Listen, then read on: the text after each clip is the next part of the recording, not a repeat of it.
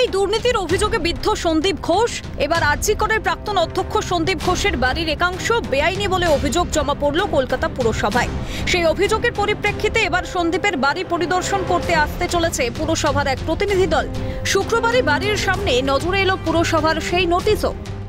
এবার বেলেঘাটার বদন রায় লেনের আরজি করের প্রাক্তন অধ্যক্ষ সন্দীপ ঘোষের বাড়ির ওপর নজর কলকাতা পৌরসভার। স্থানীয় এক বাসিন্দার অভিযোগের ভিত্তিতে আগামী 30 তারিখ এই বেলেঘাটায় সন্দীপ ঘোষের বাড়ির বেআইনি অংশ পরিদর্শনে আসছে পুরসভার একটি দল। কলকাতা পৌরসভার 1980 সালের আইনের 544 ধারা অনুযায়ী এই বিল্ডিং পরিদর্শন করার যে নোটিশ, সেই নোটিশই কিন্তু এখানে সাঁটানো হয়েছে, যেখানে বলা হয়েছে আগামী 30 তারিখ সকাল 11টা থেকে বিকেল 5টা এই সময়সীমার মধ্যে পুরসভার একটি টিম তারা তাদের বাড়ি পরিদর্শন করতে আসবেন এবং সেই সময় যাতে পরিবারের সদস্যরা বাড়িতে উপস্থিত থাকেন।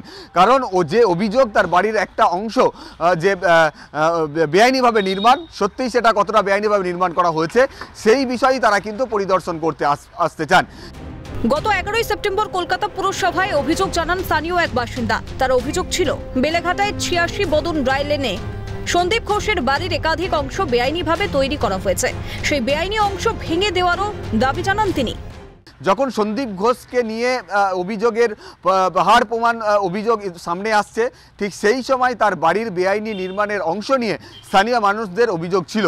সেক্ষেত্রে অভিযোগ ছিল তার বাড়ির যে পাঁচিল রয়েছে সেই পাঁচিলের যে উচ্চতা সেটা কিন্তু পুরসভার অনুমতি ছাড়াই করা হয়েছিল এবং প্রতিবেশী যারা রয়েছেন তাদের আপত্তি থাকা সত্ত্বেও কোনো রকম আইনের তোয়াক্কা না করে নিজে গায়ের জোরে নিজের প্রভাবকে কাজে লাগিয়ে তিনি উঁচু পাঁচিল তৈরি করেছিলেন এবং পুরসভার যে নিকাশি নালা রয়েছে সেটার একটা অংশ তিনি বুঝিয়ে তার গাড়ির যাতায়াত করার জন্য তিনি একটি র্যাম্প তৈরি করেছিলেন, যেটা সম্পূর্ণরূপে বেআইনি। গায়ের জোরে ম্যানহোল আটকে রাখা, শুধুমাত্র নিজের বাড়ির গাড়ি বের করার জন্য আস্ত নিকাশি বুঝিয়ে দেওয়ার অভিযোগ সন্দীপ ঘোষের বিরুদ্ধে। বৃষ্টির সময় আমাদের কি হচ্ছে যে আমাদের এই জলগুলো না পুরোপুরি যেতে পারছে না, যে কারণে ওনার দেখবেন ওনার বাড়ির জায়গাটা একটা র্যাম্প করেছেন। র্যাম্প করার জন্য কি হচ্ছে ওনার গাড়িগুলো নামতে পারবে, এই সমস্ত উনি কর্পোরেশনের জায়গাটা দখল করেই উনি এগুলো করেছেন। তার মানে উনি পুরোপুরি ব্যাপারটাকে এইটুকু বলতে পারে যে ওনার প্রতিবেশী সুলভ মানসিকতা থেকে উনি অন্য মানুষের যে অসুবিধা হতে পারে সেই জায়গাটা উনি দেখেন। 21 সালে নিকাশি বাদেও বাড়ির বাউন্ডারির দেওয়াল নিয়েও প্রতিবেশীদের সঙ্গে বচসায় জড়িয়েছিলেন সন্দীপ ঘোষ, দাবি প্রতিবেশীর। 2021 সালে যখন 85 নম্বর 85-এর বাসিন্দারা ওই যে তাদের দিকের যে বাউন্ডারি ওয়ালটা ছিল সেই হাইটটা নিয়ে তারা সেই মুহূর্তেই কমপ্লেন করেছিলেন। সেই সময় সন্দীপ ঘোষের সাথে এবং তার পরিবারের সাথে 85-এর লোকেদের অত্যন্ত বাকবিতণ্ডা হয়েছিল। স্থানীয় বাসিন্দাদের অভিযোগ, সন্দীপ ঘোষের বেআইনি নির্মাণ প্রসঙ্গে কলকাতা পুরসভাকে জানিয়েও লাভ হয়নি কিছুই।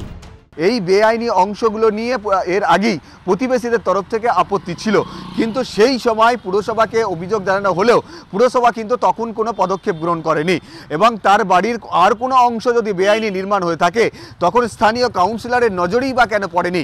সেক্ষেত্রে স্থানীয় প্রতিবেশীদের অভিযোগ ছিল যে সন্দীপ ঘোষ সেই সময় তিনি প্রভাবশালী ছিলেন, অত্যন্ত প্রভাবশালী, এবং নিজের প্রভাবকে কাজে লাগিয়ে কার্যত প্রতিবেশীদের সঙ্গে দুর্ব্যবহার করে তিনি তার বিভিন্ন অংশ বেআইনিভাবে নির্মাণ করেছেন।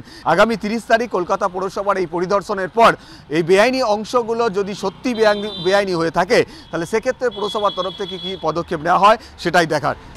ক্যামেরায় গোপাল সেনের সঙ্গে মফিজুল ইসলাম ও খালেদ জামালের রিপোর্ট, ক্যালকাটা নিউজ।